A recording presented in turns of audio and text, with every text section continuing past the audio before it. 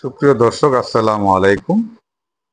লালবাগ কেল্লা মসজিদ সম্রাট আওরঙ্গজেবের তৃতীয় পুত্র শাহজাদা আজম বাংলার সুবাহদার থাকাকালীন এই মসজিদ নির্মাণ করেছিলেন 1678 সালে। কিন্তু পুরো দুর্গের নির্মাণ কাজ সম্পূর্ণ হওয়ার আগেই আওরঙ্গজেব তাকে দিল্লিতে ডেকে পাঠান। তার উত্তরসূরি শায়েস্তা খান 1688 খ্রিস্টাব্দে পর্যন্ত ঢাকায় অবস্থান করলেও দুর্গের কাজ সমাপ্ত করেননি।